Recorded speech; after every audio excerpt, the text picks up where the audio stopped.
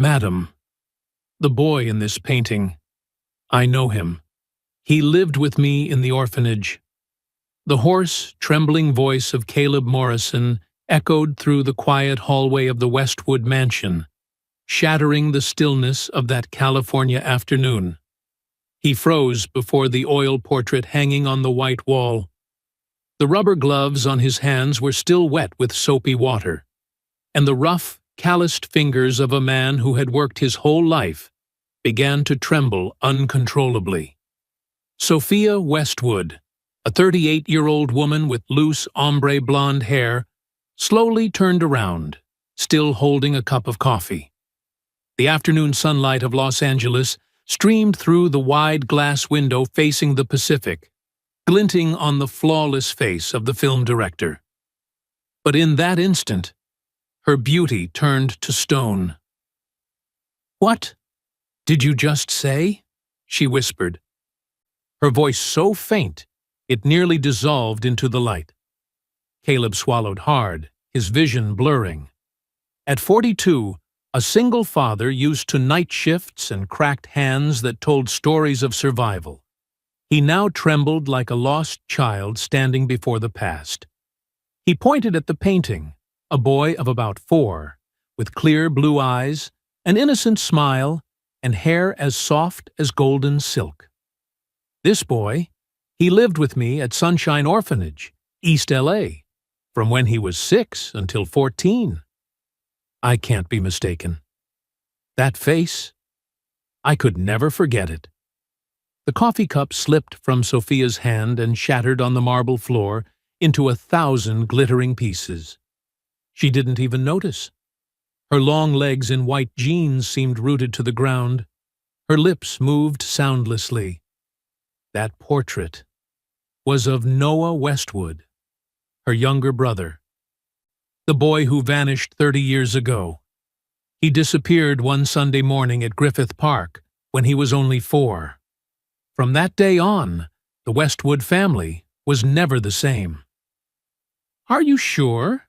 Sophia's voice cracked. "You're certain that's my brother?" Caleb nodded repeatedly, tears spilling down his cheeks. "I'm sure, ma'am. At the orphanage, we called him Nathan Price. He always said he once lived in a big house overlooking the sea, with a beautiful sister and a white piano. But no one believed him. Everyone thought it was just a child's imagination." Sophia staggered and had to grip the staircase railing. Behind her, the innocent eyes in the painting seemed to pierce through 3 decades, gazing straight into the heart of the sister who had carried that haunting ache all her life. "Nathan," she whispered, her lips trembling. "My little nugget, you're alive." And in that moment, after 30 years of unspoken grief, Sophia Westwood, the iron-willed woman of Hollywood, the victor of million-dollar deals, collapsed to the floor, sobbing like a child who had just found a missing piece of her soul. Caleb knelt beside her, his voice breaking. "Ma'am, I'm sorry. I tried to find him, but I couldn't." Thus begins the story of a woman who lost everything, and the poor man who unknowingly held the key to unlocking her past. If you've ever believed that memories can bring 2 lost souls back together, hit subscribe to see what happens next. But what really happened to Nathan during those missing years? And why is Caleb the only one who knows? 30 years ago, a fateful Sunday morning, the Los Angeles sun shone as brightly as ever. But for the Westwood family, from June 15, 1995, that sunlight would never feel warm again. David Westwood, a film director who had just won an Oscar for his family drama, took his 2 children for a morning walk at Griffith Park.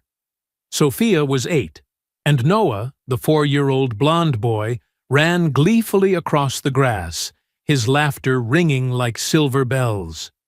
"Sophia, look! I caught a butterfly!" Noah shouted, running toward her, his small hands cupped as if guarding a treasure. Good job, Nugget. Sophia smiled, brushing his messy golden hair. My little golden nugget. That's who you are. David sat on a wooden bench beneath an oak tree, watching them while talking on the phone with a producer. An important call about his next film project. Just 5 more minutes, then we'll go home for breakfast, he said, smiling and patting Sophia's head. Just 5 minutes. But those 5 minutes destroyed their lives. Sophia chased a golden retriever, wagging its tail nearby, about 20 meters away. Noah watched her, then looked down at the butterfly in his hands. He wanted to set it free. He walked toward a bush, opened his palms, and the butterfly fluttered away. When David hung up, only Sophia was there. Dad! Dad, where's Noah? He was just here. Her voice trembled. David spun around, panic flooding his eyes. Noah! Noah! Where are you? Stop hiding from Daddy. But there was no answer, no sound of laughter, no trace of the blond boy. Noah had vanished, in broad daylight, in the middle of a crowded park, as if swallowed by the air itself. David ran everywhere, shouting his son's name, while Sophia cried and followed behind. Bystanders joined the search. Police arrived 15 minutes later, but by then, it was too late. What followed was a nightmare that lasted 30 years. David Westwood used everything he had, money, fame, influence, to search for his 4-year-old son. He hired 5 of the best private detectives, offered a $2 million reward for any lead that could bring Noah home.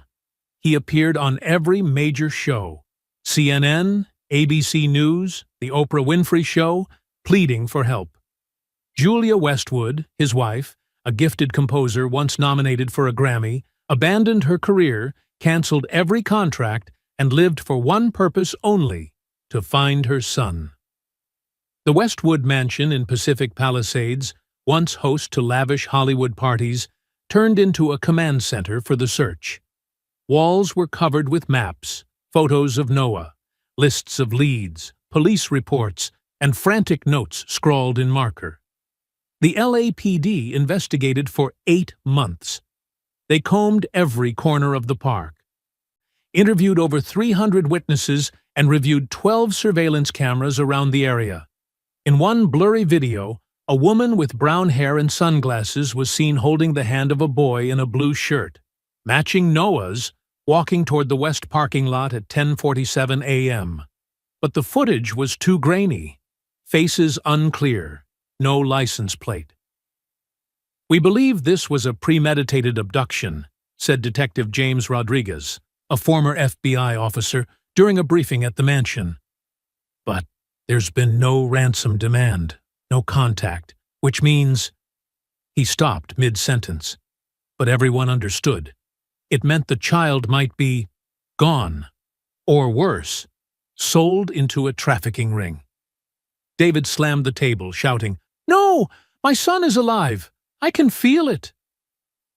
"I'm his father. I know." Julia sat frozen beside the white piano, the one she used to play lullabies for Noah, her trembling fingers resting on the keys, unable to press them. "Our boy is out there somewhere, scared, calling for me, and I can't reach him." Sophia curled up in a corner, hugging her knees. She had no tears left to cry. In her small hand, she clutched the teddy bear Noah had left behind that morning. Time passed. No news. Every lead ended in a dead end. Once, a man in San Diego claimed he saw a boy resembling Noah in a supermarket. David and Julia drove 3 hours, hearts pounding, only to find it wasn't him. Just another blonde child. Another time, a woman in Arizona reported a suspicious couple with a young boy. A detective flew there immediately. The result? A legally adopted child? Each false hope was another knife to the heart, especially for Julia and David. And Sophia, only 8, witnessed it all. The Westwood family began to fall apart. Julia Westwood was the first to break. She couldn't accept that her son was gone. Every night, she left Noah's room untouched, toys on the shelf, clothes neatly folded in the closet, his favorite Spider-Man blanket laid across the bed. She cooked his favorite meals: bear-shaped pancakes, grilled cheese sandwiches, chocolate milk, and set them on the table in his usual seat, as if any moment he might burst in laughing. "Mom, he's not coming back." Sophia, 10, sobbed in the arms of her Aunt Margaret, who had moved in to help. Julia hugged the piano, whispering through tears, "He'll come back, sweetheart." That morning he told me, "I'll play the piano for you tonight." He promised. He has to keep his promise. Her fingers trembled as she pressed the keys. The familiar melody of Chopin's Nocturne now sounded like a weeping spirit. David, on the other hand, chose escape. He buried himself in work, filming non-stop, refusing to go home. When he did return, he saw Noah's shadow in every feature of Sophia's face. He began drinking, a bottle of whiskey every night. Sometimes, in drunken despair, he screamed, "Why?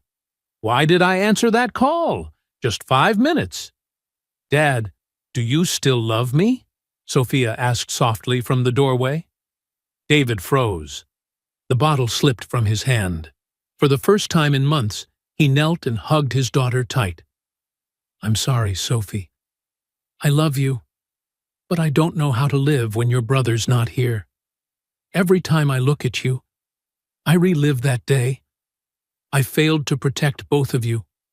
But I'm still here, Dad," she cried. "Please don't make me lose you, too."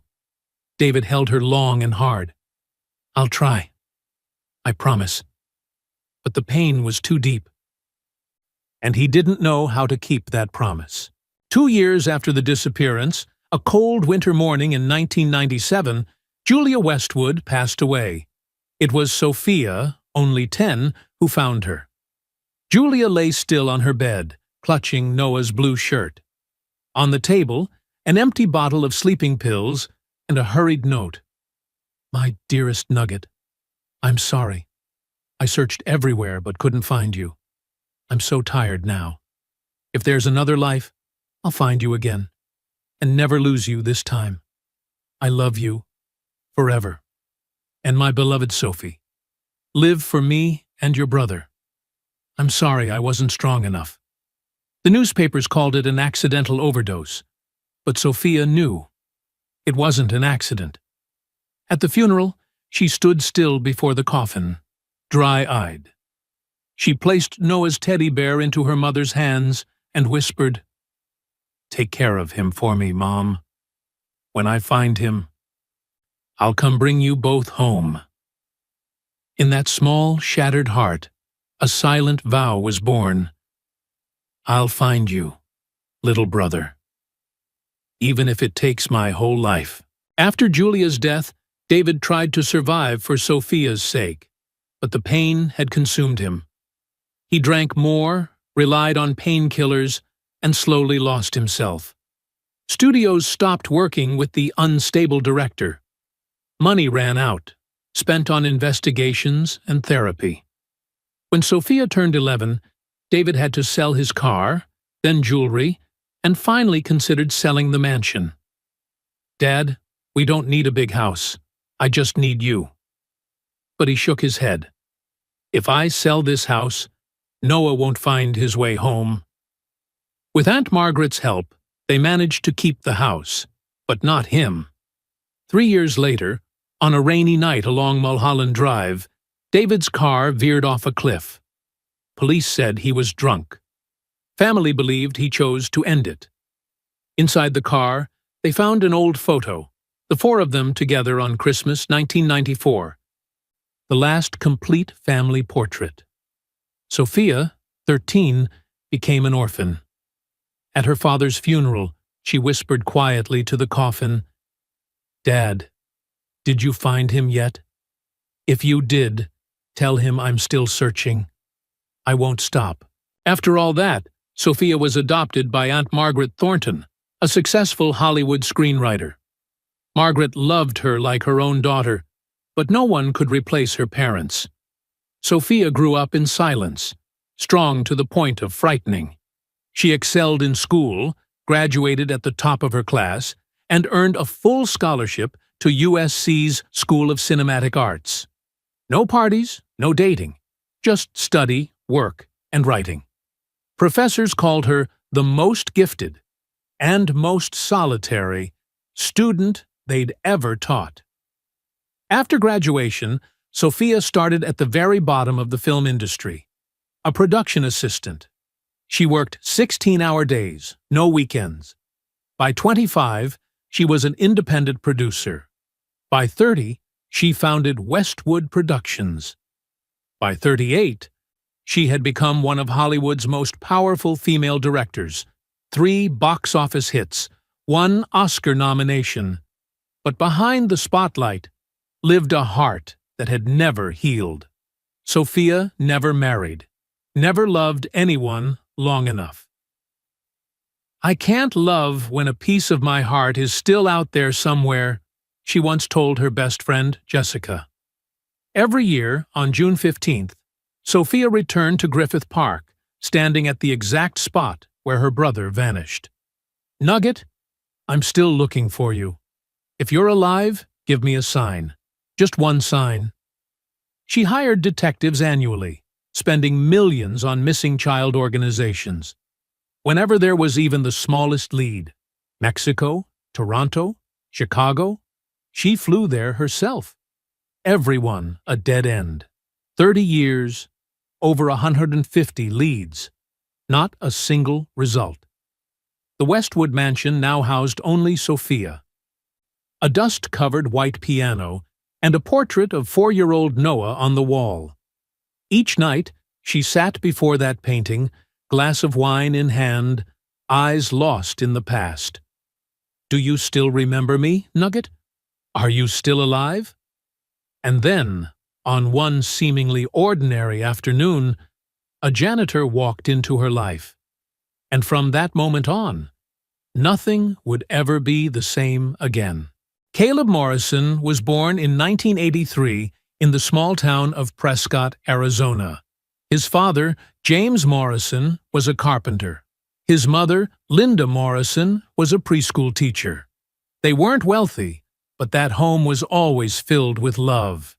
Caleb remembers evenings when his father taught him to build his first wooden box, and mornings when his mother baked, the sweet scent of vanilla drifting through the kitchen. That happiness didn't last. In 1991, when Caleb was 8, his parents died in a car accident on the road back from Flagstaff. A truck lost control and hit them head-on. Both died at the scene. Caleb, at home with his grandmother, got the news over the phone. He still remembers his grandmother's choked sobs, the way his legs suddenly went weak, and how he couldn't breathe. His grandmother tried to take him in, but she was 75, had heart disease, and no longer had the strength. Caleb's uncle in Texas already had 4 children and couldn't take another. Arizona Social Services had to step in. A caseworker named Karen Phillips came to the house, spoke with his grandmother, then knelt in front of the boy. "Caleb, you're going to a new place. There will be lots of kids there. They'll take care of you." "I don't want to go. I want to stay with Grandma." His grandmother hugged him tightly, tears streaming down her face. "I'm sorry. I don't have the strength, but I'll come visit." She never could. 6 months later, she died of a heart attack. At 8 years old, Caleb became completely orphaned. In September 1991, Caleb was taken to the Sunshine Orphanage in East Los Angeles, California. Sunshine wasn't the worst, but it wasn't good. A 3-story, run-down building with peeling paint and a leaky roof. 80 children crammed into dorm rooms of 10 to 12 beds. The food kept you full but was bland. Stew, mashed potatoes, limp stir-fried vegetables. 6 staff members had to watch over 80 kids, all kind-hearted but exhausted. And the children there, each one a left-behind soul, carrying a private pain. 8-year-old Caleb was lonely, angry, and afraid.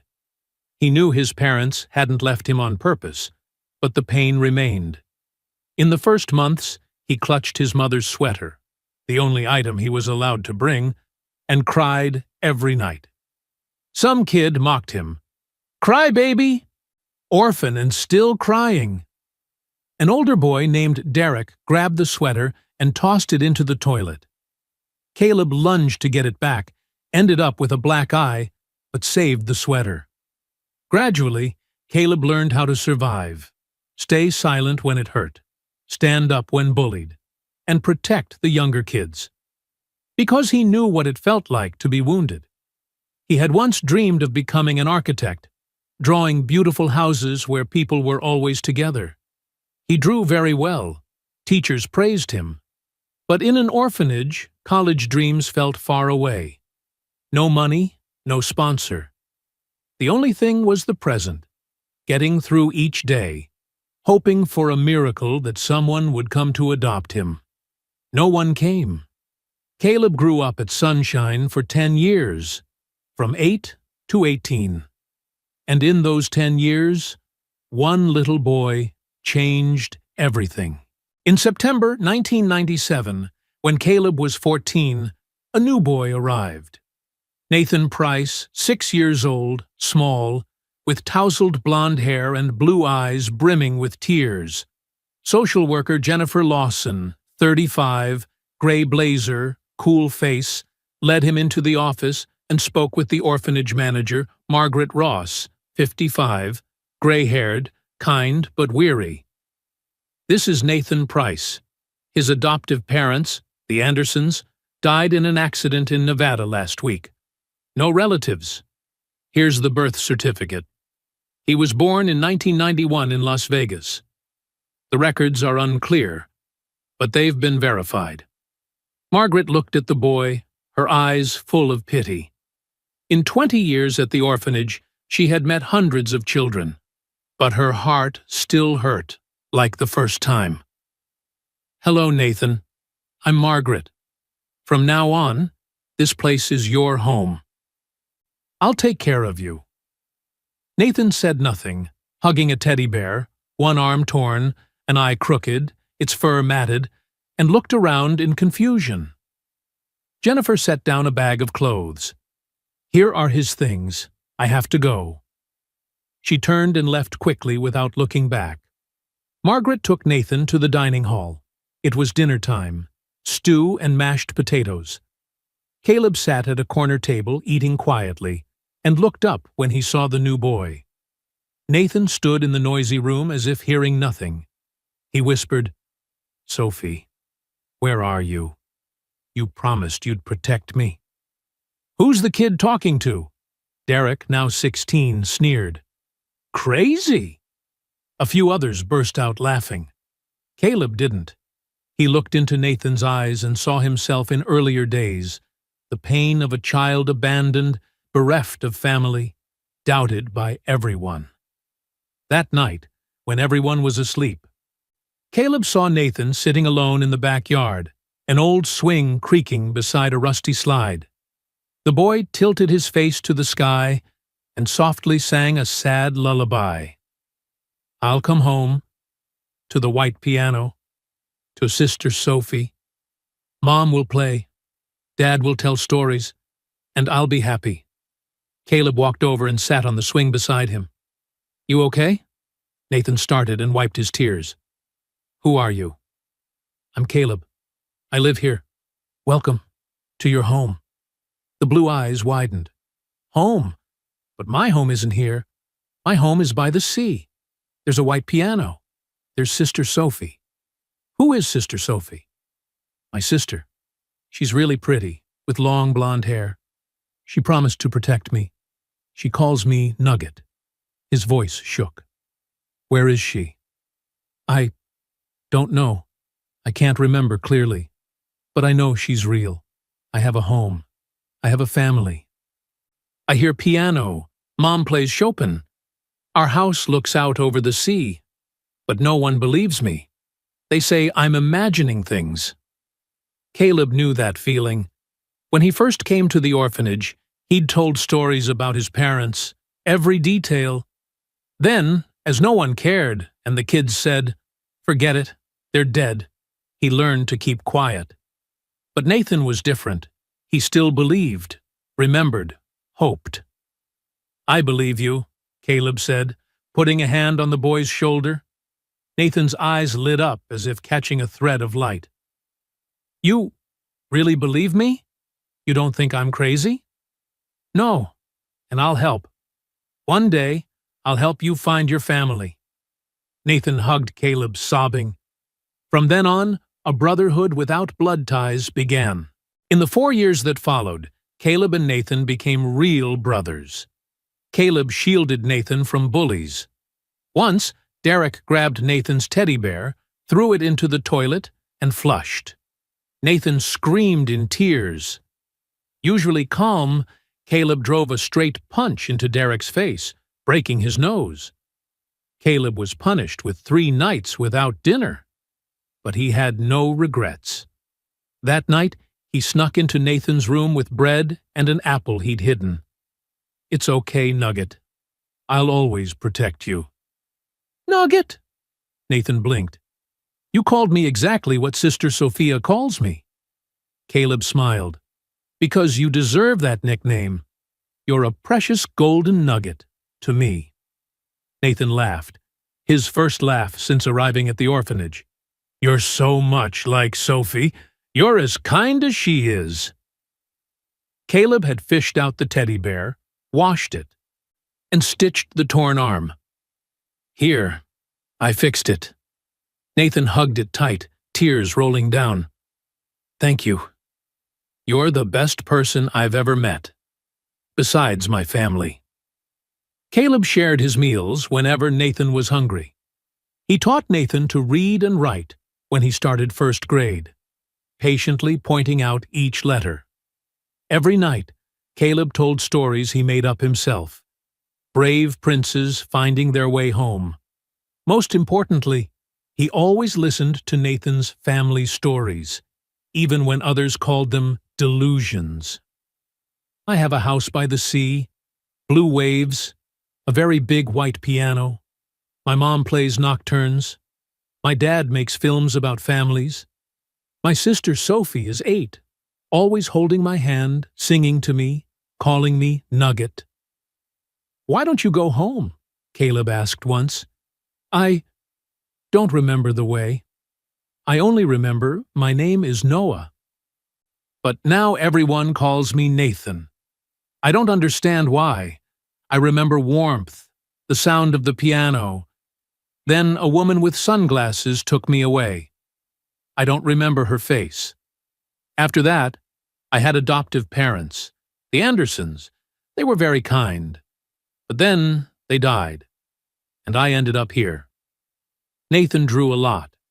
The house by the sea, the white piano, a long-haired woman at the keys, a little girl holding a boy's hand and looking out at the ocean. Caleb kept every drawing and taped them to the dorm wall.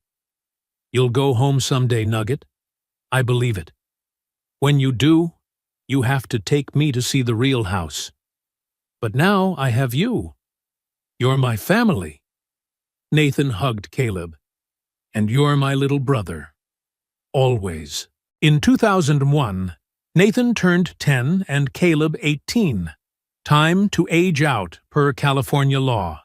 He got a construction job at a small company, $12 an hour.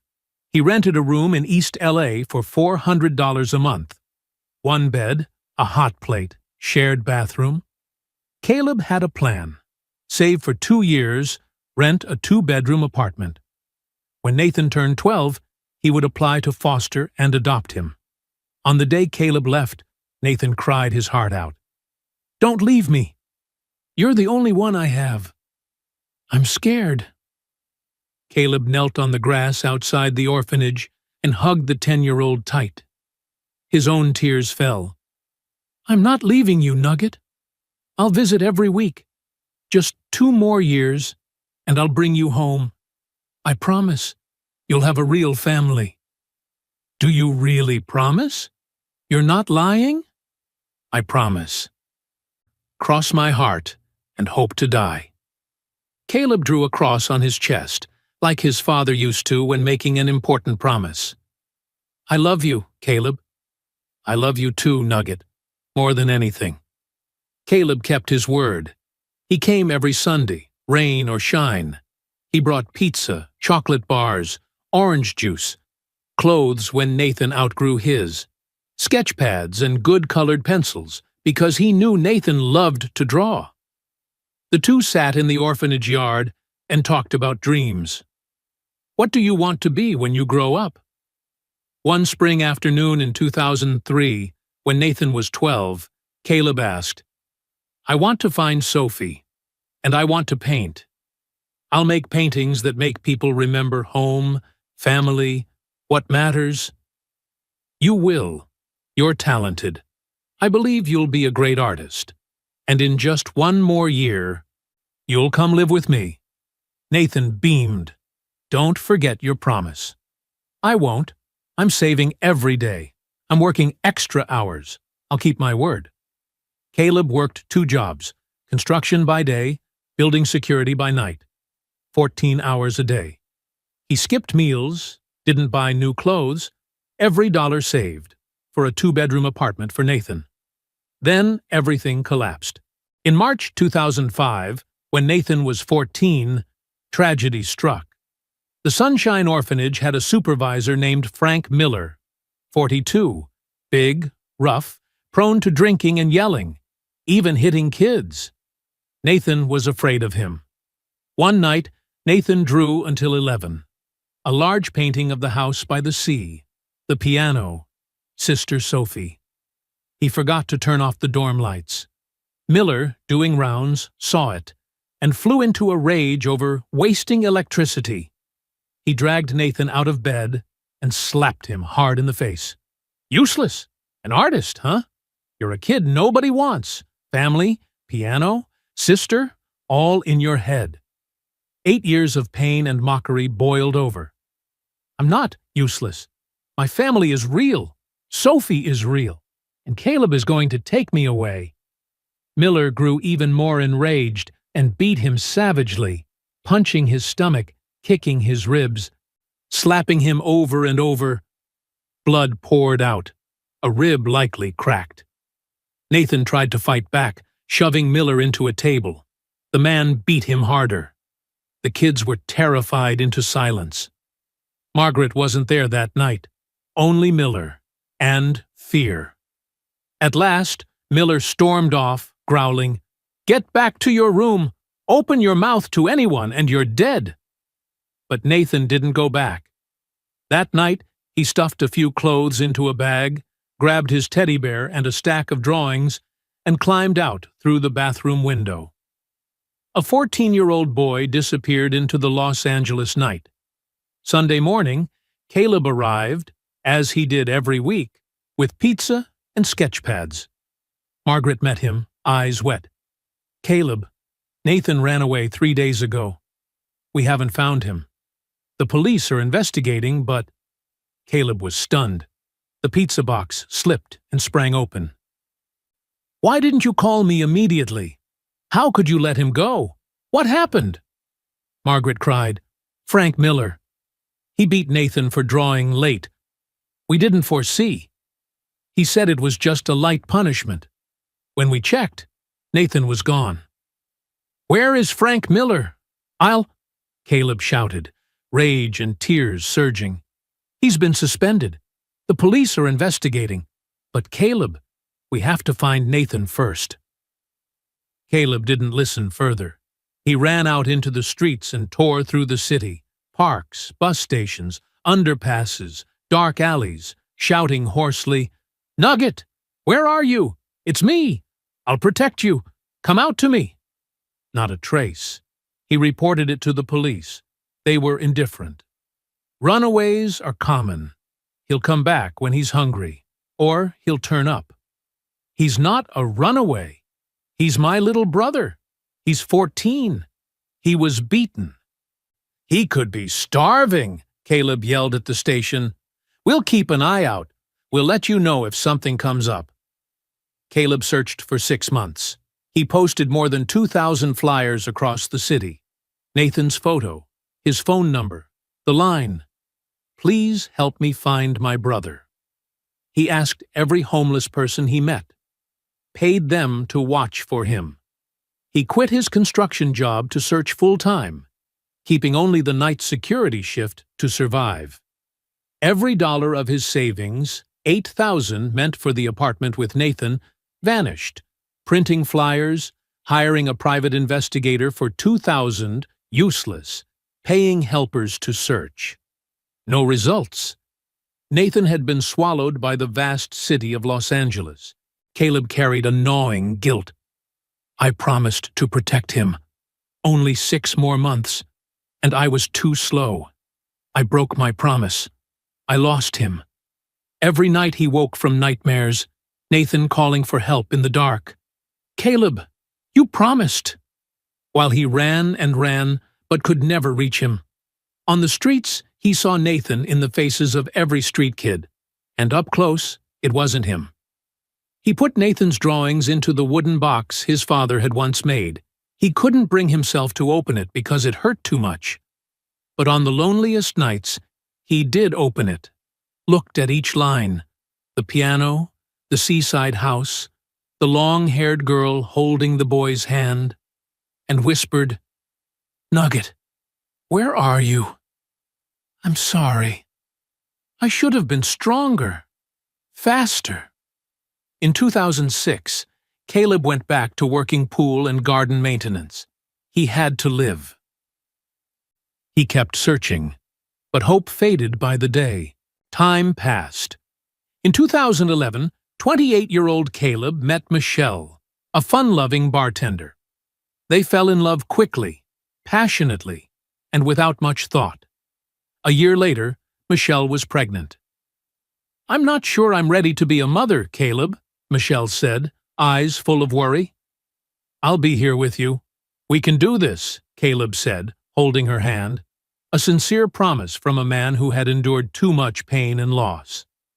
In 2012, Mia Morrison was born on a March morning, weighing 2.8 kilograms, her cry ringing out. Caleb held his tiny daughter in his arms, tears streaming. "She's as beautiful as an angel." But Michelle didn't think so. She crashed after giving birth, unable to handle the pressure of motherhood, the nightly crying, the unending demands. "I can't, Caleb. I can't do this. I'm too young. I need to live." 6 months after Mia was born, Caleb woke one morning to an empty home. Michelle was gone, no explanation, just a note. "I'm sorry. I'm not strong enough. She'll be happier with you." And Caleb Morrison, with no degree and little money, became a single father. He poured all the love he had meant to give Nathan into raising Mia. Maintenance by day, security by night, whatever it took, so his daughter lacked nothing. Each night when Mia slept, he opened the wooden box, looked at Nathan's drawings and whispered, "Please be alive. Please have found a family. Don't resent me."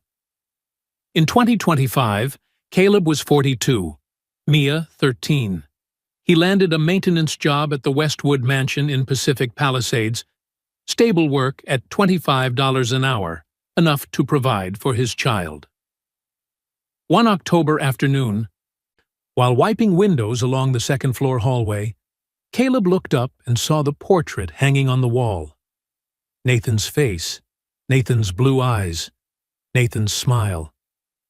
"Ma'am, the boy in this painting. I know him." And the story, after 30 years, finally began to open. After that fateful moment, Sophia Westwood was still sitting on the cold marble floor, tears streaming without end. Beside her, Caleb Morrison knelt, at a loss for what to do. A 42-year-old janitor, and in a few short minutes, he had shattered the world of a powerful film director. "Ma'am, are you okay?" Caleb asked, his voice shaking. Sophia looked up, her blue eyes, the very same shade as Nathan's, red from crying. "Okay? You just told me that my brother, the boy I've been searching for over 30 years, lived in an orphanage barely 20 miles from here. And you're asking if I'm okay?" Caleb lowered his head. "I'm sorry. I didn't know. If I had known sooner." Sophia wiped her tears and struggled to stand. Her legs were still trembling. "No, it's not your fault. You took care of my brother. You protected him. You did what my family couldn't." Her voice caught. "Thank you." Caleb stood, eyes still wet. "But I failed. I lost him." "No." Sophia stepped closer and set a hand on his shoulder. "You gave my brother what my parents couldn't in time. Love, at the exact moment he needed it most. Now, we're going to search. We'll bring Noah home, together." Sophia led Caleb into the living room, a vast, high-ceilinged space with floor-to-ceiling glass looking straight out over the Pacific. The white grand piano, the one Nathan always mentioned, sat by the window under a thin layer of dust. No one had touched it since Julia died. "Please sit, Caleb. We need to talk. About everything." Sophia poured 2 glasses of water, her hand still faintly shaking. Caleb sat on the white sofa. Perhaps the first time he'd ever sat on something that expensive. He felt out of place, but Sophia's earnest gaze steadied him. "Tell me from the beginning. Every detail, please." And Caleb told her. From the day 6-year-old Nathan was brought to the Sunshine Orphanage. How the boy spoke of Sister Sophie, of a white piano, of a house overlooking the sea. How the drawings appeared every day, a family blurred by memory but never gone. How at night Nathan softly hummed the Chopin nocturne his mother used to play. How he was mocked for imagining things. How Caleb shielded him, and how they became brothers. "He always talked about you," Caleb said, his voice unsteady. "He said you were very beautiful, with long blonde hair, always protecting him. You called him Nugget. Even when everyone said he was delusional, he kept believing you'd find him one day." Sophia burst into tears. "Nugget? Dear God, that's my brother. It's definitely him. I called him Nugget. I promised I would always protect him. But I failed." "No, you didn't. You were 8. You were a child." "But I promised." Sophia covered her face and sobbed. When they had both calmed, Sophia asked, "You said Nathan ran away from the orphanage at 14. What then? Did you have any leads?" Caleb shook his head, tears rising again. "I searched for 6 months, posted flyers, asked everywhere, but there was no trace. He vanished as if he had never existed." Sophia stood and opened a large wooden cabinet, pulling out a thick file. "This is everything I have on my brother. 30 years of investigation, over 150 leads, all dead ends. But now, I have you. I have new information. We are going to find my brother." She opened the file. Hundreds of pages, police reports, photos, maps, witness lists. In the middle lay an old sheet, a child's pencil drawing, a house, a piano, 2 people holding hands. Beneath it, a scrawled line. "I am Noah." "Wait." Caleb stared at the drawing. Heart pounding. "What's your brother's name?" "Noah. Noah Westwood. Why?" "Nathan said that when he was little he was called Noah. But when he entered the orphanage, his name became Nathan Price. When I asked why the change, he said he didn't remember, only that someone had changed everything." Sophia shivered. a name change, forged papers. This was a conspiracy. Someone abducted my brother deliberately. Not for ransom, but to sell him. Sophia immediately called James Rodriguez, the former FBI detective who had stood with the Westwood family for 3 decades. He was 68 now, retired, but still following the case closely. "Sophia? What's going on?" His voice was old but steady. "James, I've found someone who knows about my brother. He lived in an orphanage, under the name Nathan Price, at Sunshine, East L.A., from 1997 to 2005. A beat of silence. Then his voice wavered. "What? Sophia? Are you certain?" "More certain than ever. I need you here, right now." "I'm on my way." James hung up. 45 minutes later, James Rodriguez arrived at the Westwood mansion. Tall, silver-haired, face etched with lines, but eyes still keen. He shook Caleb's hand. "You're the one who lived with Noah?" "Yes, sir. But we had to call him Nathan."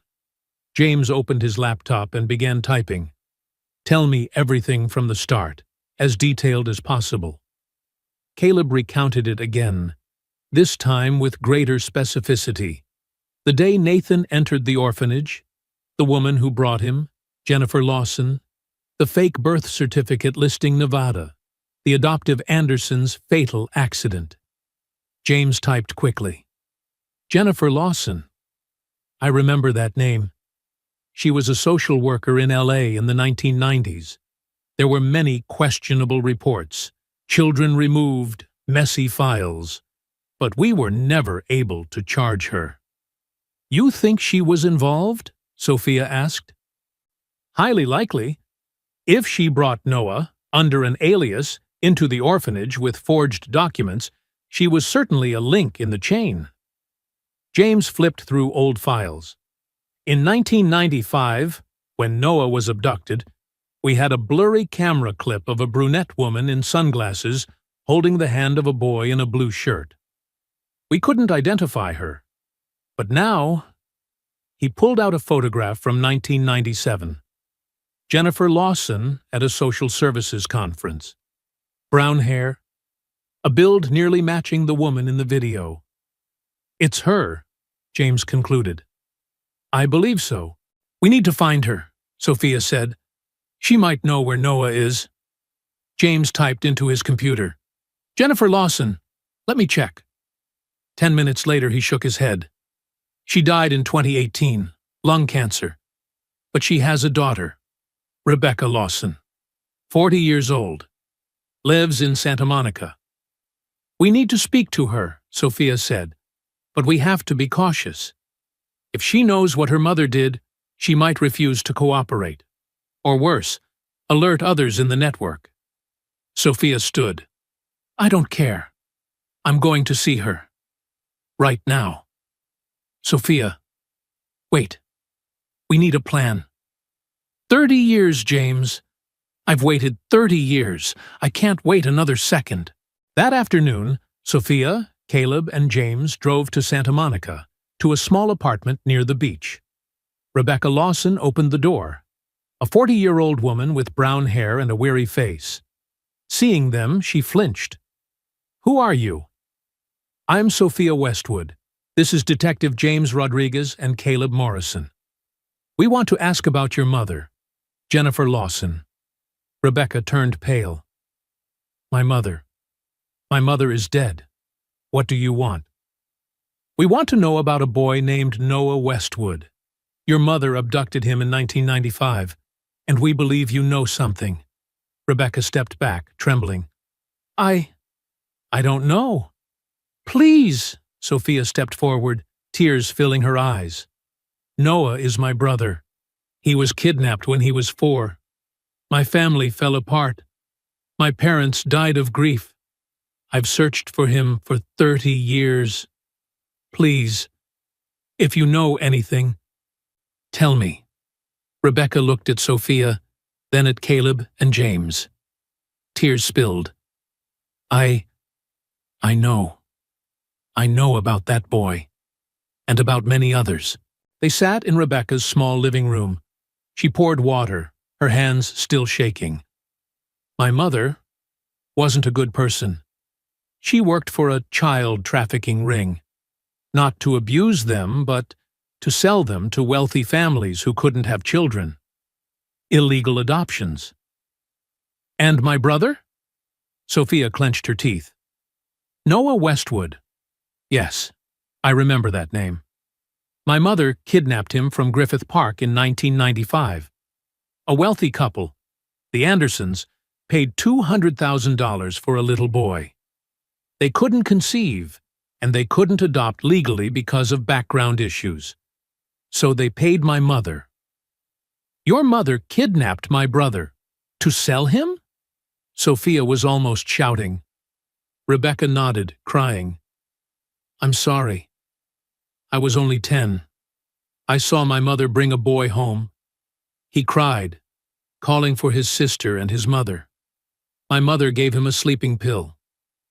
3 days later, the Andersons came. They paid the money and took him away. My mother redid the paperwork. He became Nathan Price, born in Nevada, an orphan. But the Andersons died in 1997, Caleb said. Nathan, Noah, was sent to the orphanage. Yes, Rebecca nodded. They died in an accident. My mother had to handle the boy. She couldn't let him tell the truth, so she placed him in the orphanage with forged documents, hoping time would erase his memories. He was little. She thought he would forget. But my brother didn't forget, Sophia whispered. No. And it haunted my mother until the day she died. James scribbled notes rapidly. What about the others in the ring? Rebecca opened a drawer and took out an old notebook. Before she died, my mother gave me this. She said if anyone ever came looking, I should give it to them. She regretted it, but she was too afraid to confess. Inside was a list, names, addresses, amounts. More than 30 children abducted and sold from 1990 to 2010.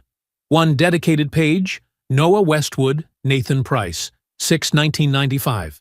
Abducted, Griffith Park, sold to Anderson, Nevada, $200,000.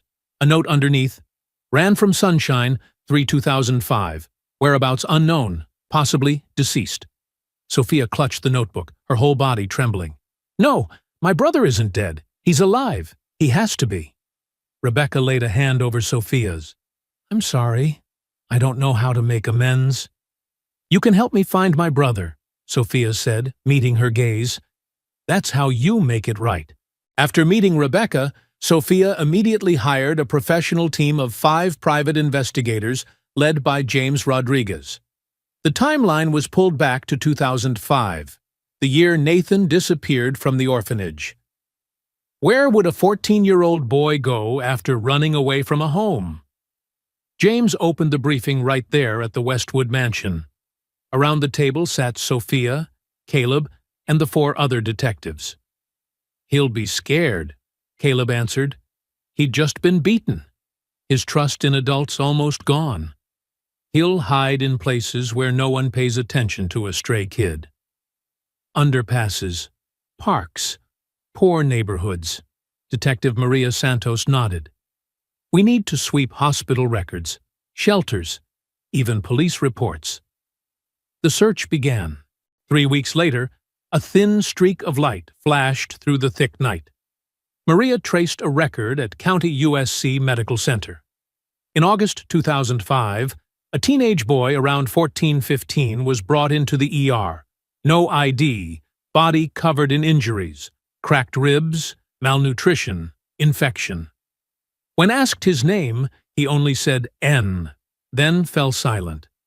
After 2 weeks of treatment, he vanished before the hospital could contact social services. It could be him, Caleb said, heart pounding. They went to the hospital to meet the physician who treated him, Dr. Helen Martinez, now 65 and nearing retirement. Yes, I remember that boy. She pushed up her glasses, her voice softening. He spoke little, very closed off, but he drew, on chart paper, on napkins, a house, a piano. I asked if that was his home, and he just nodded and cried. Sophia gently squeezed her hand. Did he mention any family? He did. He said, I have to find Sister Sophie. She's waiting for me. I asked who Sophie was. He said, my sister, the only one who loves me. Then he asked how to find a missing person. I told him to go to the police, but he was afraid. He said they'd send him back to a terrible place. She sighed. One night, he climbed out the window and disappeared. He left a note beforehand. I still have it. Dr. Martinez opened a drawer and took out a yellowed sheet of paper, the shaky handwriting of a child. Thank you, Doctor. I have to go find Sister Sophie. I am Noah Westwood. If anyone looks for me, please tell them I'm sorry for being missing so long. The paper trembled in Sophia's hands. Tears fell onto the words. You still remembered your name?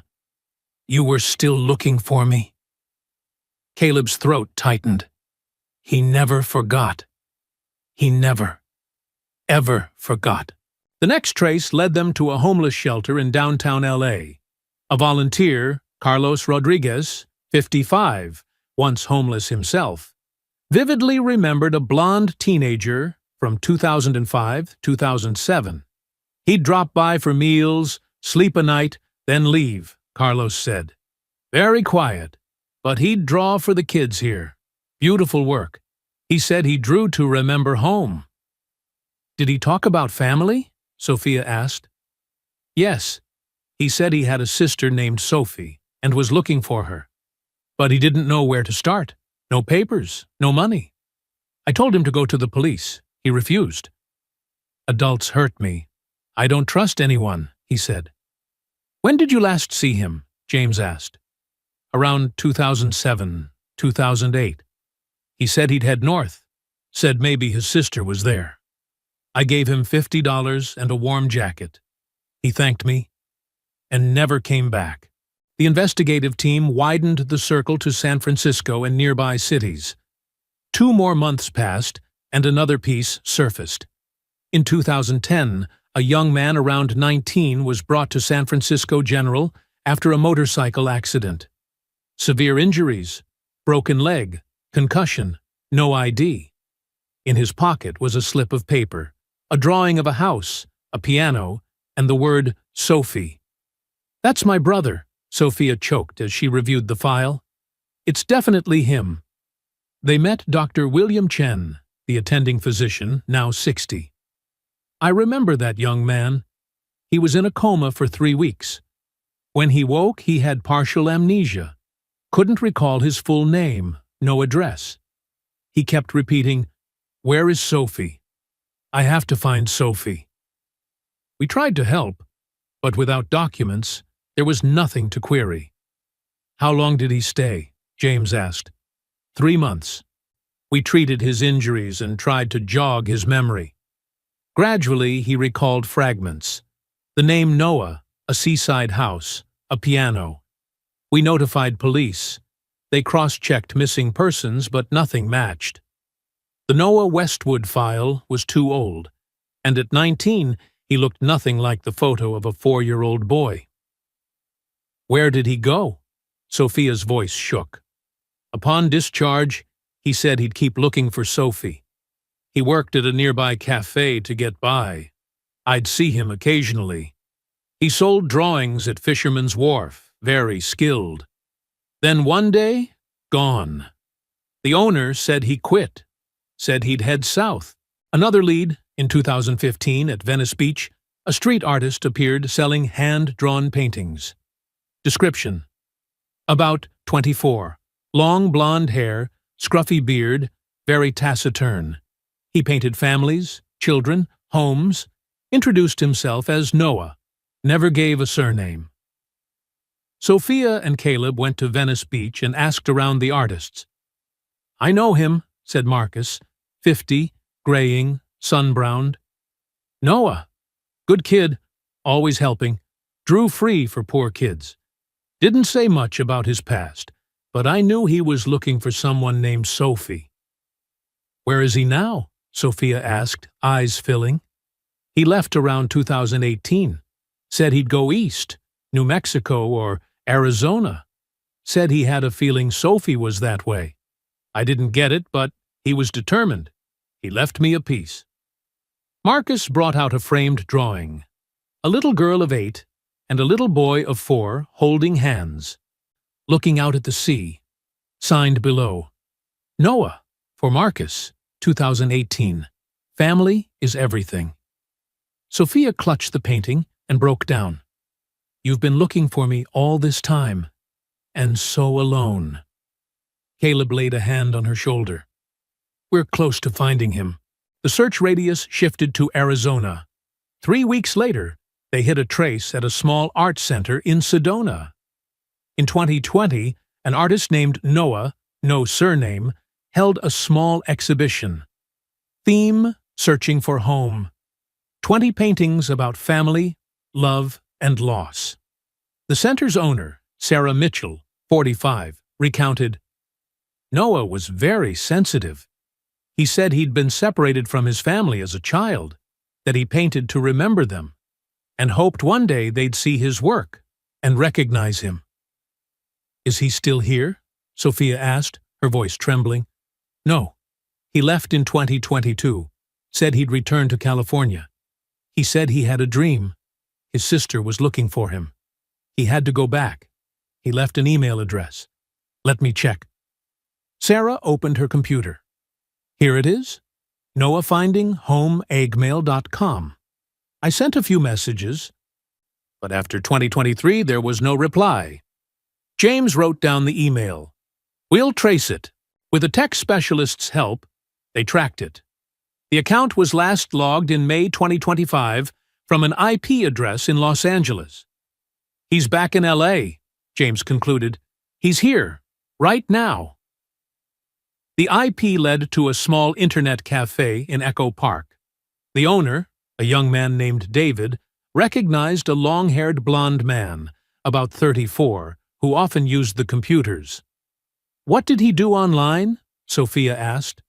"Searching," David replied, typing Sophia Westwood, Noah Westwood missing, and looking up missing child cases.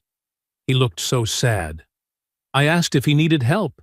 He just shook his head. "Has he been in lately?" "No. Last time was in June. He said he'd go to places my sister might see my paintings." I didn't quite get it. Sophia pondered. Places, with exhibitions, farmers' markets, public spaces. James nodded. "Exactly.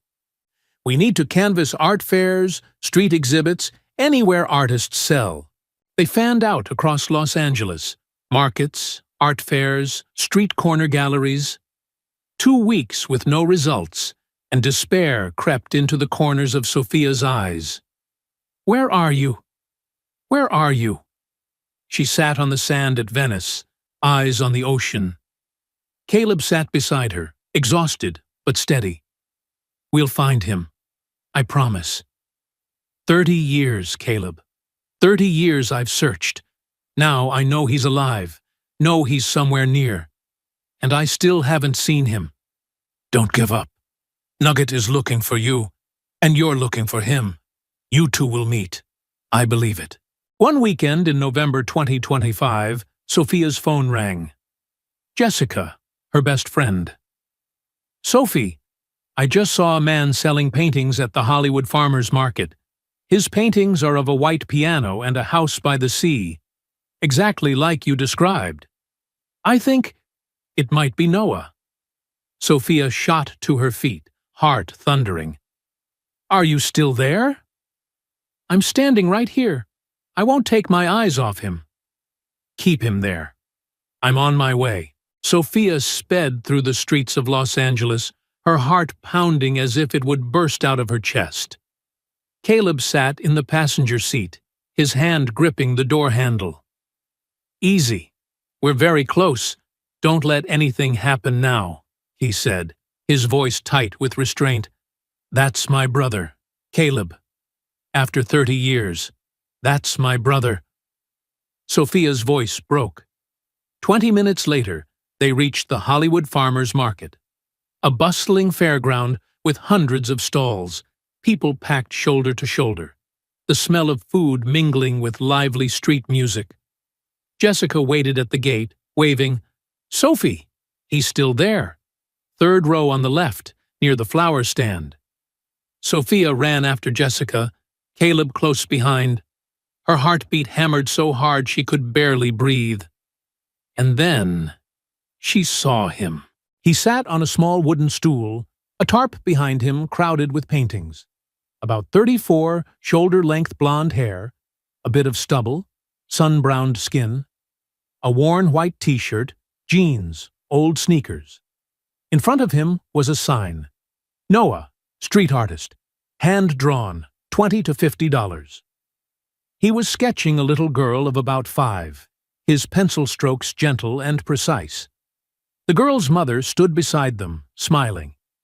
But what froze Sophia were the paintings behind him. Everywhere, a house by the sea, a white piano, a girl holding a little boy's hand. Each piece overflowed with love, longing, and hope. "My little one," Sophia whispered, tears spilling over. Caleb stood beside her, trembling too. "That's Nugget. It has to be Nugget." The man handed the sketch to the little girl. "Here you go. You're very pretty." His voice was warm and soft. "Thank you, mister," the girl squealed, and her mother paid and led her away. He stood and stretched, turned back to arrange his paintings, then froze. He felt someone's gaze on him. He turned, and he saw her. A 38-year-old woman with ombre blonde hair and blue eyes brimming with tears, standing about 5 meters away. Beside her was a tall man whose eyes were also wet. Time seemed to stop. Noah looked into the woman's eyes, blue, just like his. A face so familiar it felt strange, as if he'd seen it all his life in dreams and scattered fragments of memory. "Do you want to buy a painting?" His voice was gentle. Sophia took step after trembling step. "Noah. Nugget. Is that you?" Noah edged back half a step, confused. You know my name? Who are you?" "You are Noah Westwood. You were kidnapped on June 15th, 1995, at Griffith Park when you were 4.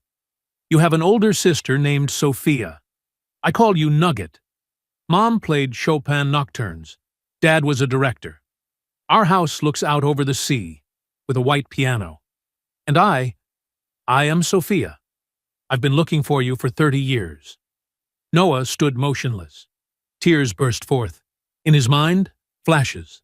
A little girl holding his hand, the sound of a piano, the smell of the ocean, warm sunlight. Sophie, he choked up. I've been looking for you. My whole life. And I've been looking for you. My whole life." Sophia threw her arms around Noah. He hugged her back, sobbing. "This isn't a dream, is it?" "No, sweetheart. This is real." "My Nugget, you're home." They held each other in the middle of the crowded market. Passers-by stopped, not understanding, but seeing love. They saw two people who had been lost for far too long finally find each other. Caleb stood a few steps away, hesitant to intrude. He simply watched, crying, seeing the boy he had loved like a brother, now a grown man. Noah slipped from his sister's embrace and spotted Caleb. He startled. "Caleb?" Caleb nodded, tears streaming. "Nugget, I looked for you. I'm sorry I lost you." Noah let go of Sophia and rushed to hug Caleb tightly. "You still remembered me. You still looked for me. I never forgot. Not for a single day," Caleb said, weeping like a child. "I promised I'd protect you and No." Noah shook his head, meeting his eyes. "You gave me love when I needed it most. You taught me to hope. You're the best brother I could have had. And you helped Sophie find me. You didn't fail. You're my hero." The three of them stood there, holding one another. 30 years of brokenness, mended in a moment. That afternoon, Sophia brought Noah back to the Westwood mansion. Caleb came too. He belonged to this story. Noah stepped into the house, his eyes roaming, strange yet familiar. "I used to live here?" "That's right, sweetheart. This is our home," Sophia said, guiding him into the living room. Noah saw the white piano. He stepped over and laid his hand on the keys. Fingers accustomed to brushes touched the instrument, and memories burst open. He remembered. Mom sitting here playing Chopin. Dad standing by with a smile, Sophia holding his hand and softly singing. "Mom, Dad, where are they, Sophie?" His voice trembled. Sophia put her arms around him, tears falling again.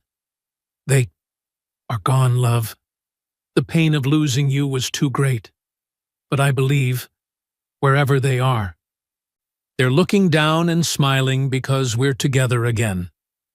Noah sank to his knees before the piano and broke down. "I'm sorry. I tried to find my way home, but I couldn't remember."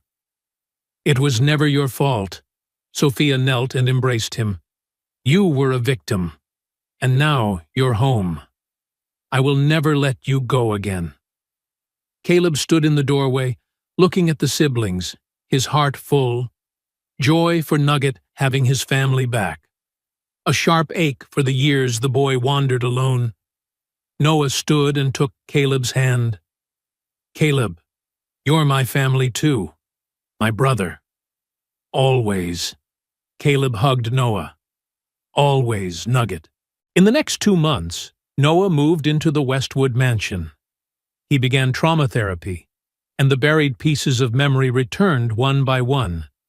His parents' faces, the peaceful days before the abduction. Sophia took Noah to visit their parents' graves. He knelt and laid flowers. "Mom, Dad, I'm home. I'm sorry I'm late. From now on, I'll live happily on your behalf." Sophia squeezed his hand. "They'll be proud of us, Nugget." Noah held his first solo exhibition, this time with a name, a family, an identity. Title: Finding Home, a 30-Year Journey.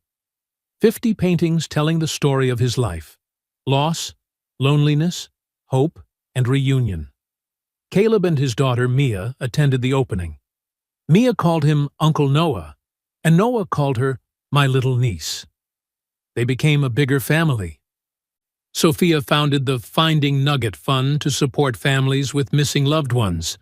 Resources, financing, a professional detective team.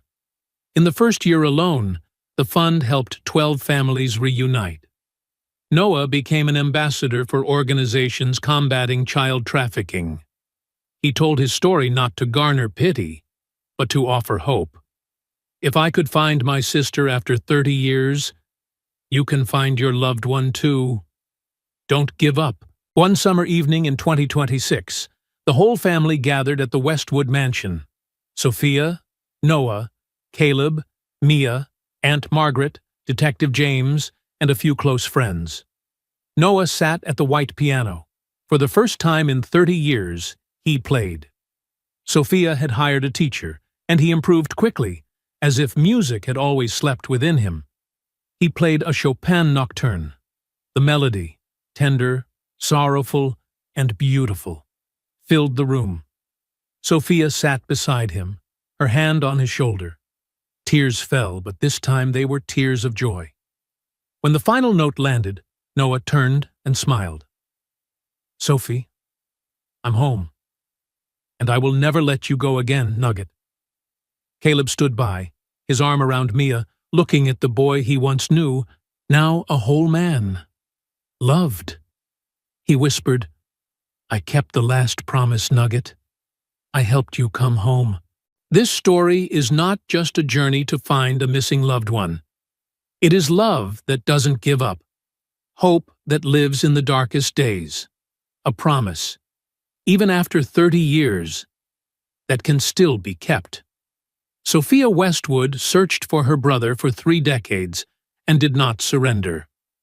Caleb Morrison helped a boy not related by blood and devoted a lifetime to finding him.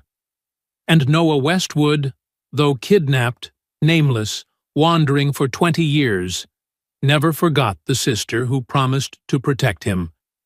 If you are searching for someone you love, don't give up. Love will lead the way.